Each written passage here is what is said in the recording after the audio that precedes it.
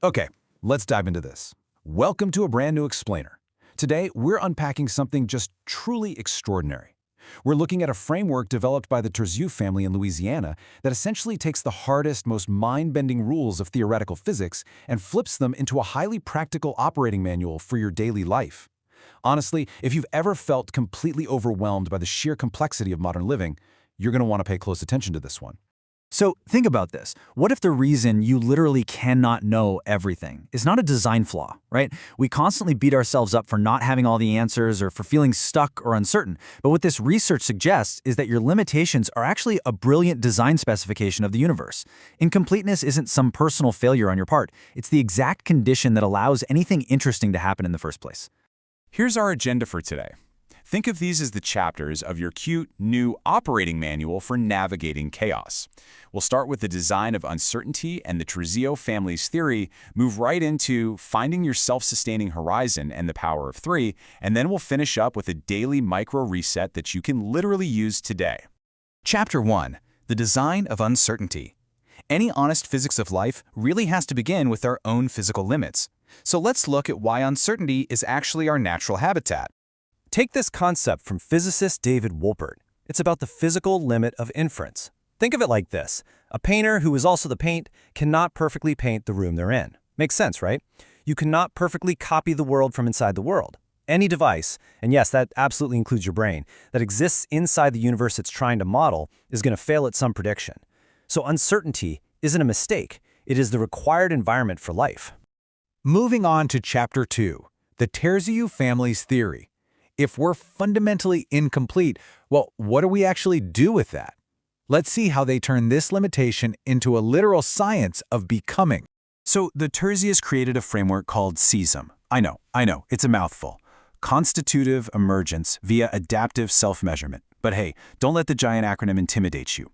All this really means is that finite beings, like us, like individual cells or even massive stars, we stay healthy and become who we are by hovering right at the edge of uncertainty. We're continually measuring ourselves against the world around us, basically constantly tuning our boundaries. Let's move to Chapter 3 and see how this builds. We're looking at the self-sustaining horizon, where we find that sweet spot in the everyday tug-of-war that dictates our energy. Because every single day, you are pulled between two extremes. On one side, you've got exploitation. This is when you try to force one safe story and minimize all surprise. In physics, this is like an isolated crystal. It's rigid, it plays it super safe, and in human terms, that leads straight to burnout. But on the other side is exploration. This is chasing every possible path, maximizing surprise. But if you do that constantly, you're just flailing around in chaos. So the self-sustaining horizon is that perfect balance in the middle, where your gain equals your loss. It's where you are stable, but your future options still remain wide open. I absolutely love this quote from the source material, leaning right into their Louisiana roots. Nobody can photocopy a roux. You have to stand there. You can't just hit a button and magically get the perfect base for a gumbo. No way. You have to stand at the stove, hovering right between too hot where it burns black and too cold where it never develops any flavor. Life's horizon requires that exact same patient, active participation. You literally just have to keep stirring. Chapter 4, the power of three. This brings us to a fascinating concept called triadic closure, which poses a pretty profound question. Why are two people, or just two things, never quite enough to make meaning truly durable? Okay, so a dyad, two people holding a deep connection, creates a pure, encrypted secret. Think of an intense late-night conversation or a private inside joke. It's beautiful, sure, but it's highly volatile. Outsiders just see noise. To make that meaning durable, to keep it from just evaporating into thin air, you need a triad. A third thing actually decrypts it and holds it steady. It could be a teacher and a student, but they need a notebook. It could be two fighters in a ring, but they need the rules of law, or a couple that brings a child, a vow, or even a shared project into their dynamic. So the crucial point here is the number 3. Bringing a third element into a conflict, a project, or a relationship isn't just some nice psychological trick. In this Terzi framework, it is a literal physics requirement for stability. Without that third witness, the pair's meaning is eventually going to get lost. All right, we've covered the cosmic theory. Now let's get to the highly practical part of this explainer. Chapter 5, the daily micro reset. How do we actually use this physics to cool down our own nervous systems when life goes totally off the rails? Well, researchers looked at fMRI brain scanners and found something incredible about how we handle feeling overwhelmed. When your brain needs to do hard work, it doesn't always just flood the area with new blood. Sometimes it just extracts more oxygen from the blood that's already sitting right there. It's the difference between widening the interstate to handle traffic, which is exhausting and causes massive burnout, versus carpooling. When you're overwhelmed, you do not need to build more roads by working harder, you need to carpool. You need to extract more efficiency from the energy you already have just by rescaling your perspective. And how exactly do you do that? It all comes down to this number, 0.4.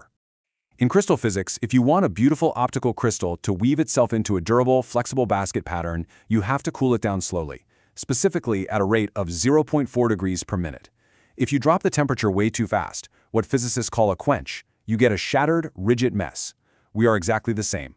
We must literally slow down our rate of decision-making to this metaphorical pace to avoid making bad, panicked choices. So here is your 5-step human cool down, derived straight from crystal physics.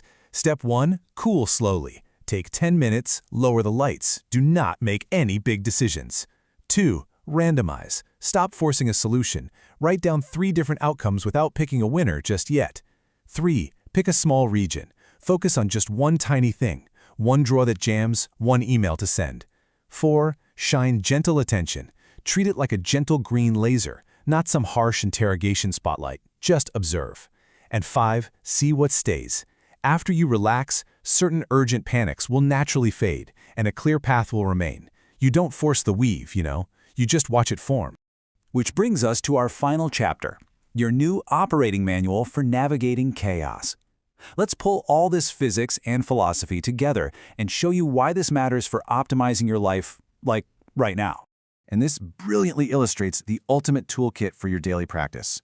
Hold uncertainty open. Don't rush to close every single loop. Keep many futures alive by doing small, reversible experiments instead of these giant, stressful leaps.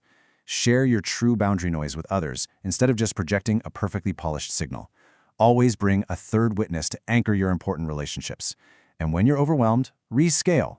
Carpool your energy instead of burning out by trying to widen the highway. Acknowledging these physical limits doesn't make us weak. It actually makes us incredibly resilient, empathetic, and adaptable. I want to leave you with this final provocative thought. Your limits are not a cage, they are your habitat.